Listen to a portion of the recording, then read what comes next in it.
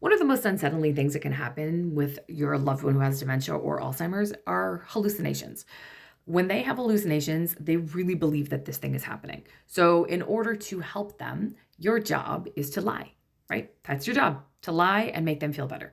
It is not to say, "What are you talking about? You're crazy." Nope, don't do that. That's the wrong thing to do, because if they start feeling like they're crazy, they're not going to tell you about these things anymore. So, I'm going to tell you a few hallucinations that my mom had.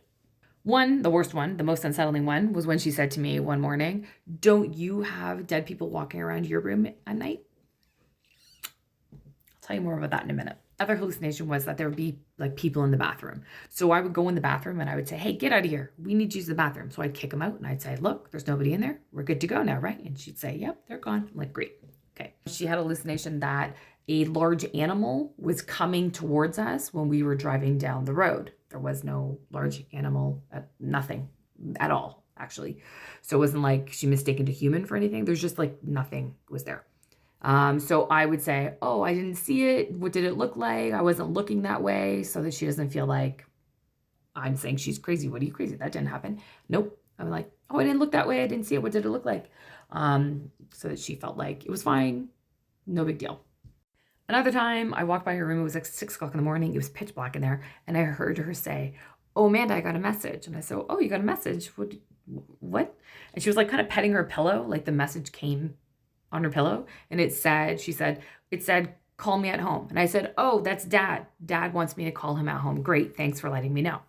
Great. She just accepted that to be true.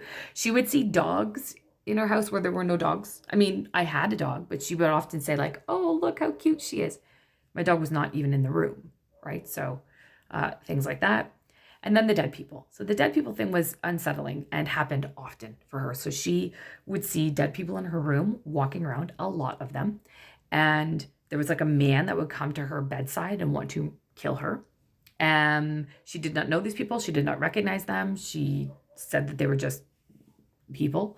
Another time they wouldn't let her out of her room. They were like blocking her door, wouldn't let her leave.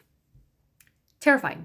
So with those ones, I told her about a nightmare that I had where I woke up and there was a man at the end of my bed, and I said it was so scary. So I can completely understand how scary that was.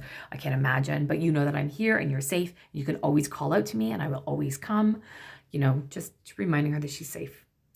So how do I know all about that? Because we have a tracker. If you want to track what is happening with your loved one, grab our template. It is at disruptdementia.com, and also follow along, and we're going to share more stories like this and things like that. We already have a bunch of content over on our YouTube channel at Disrupt Dementia.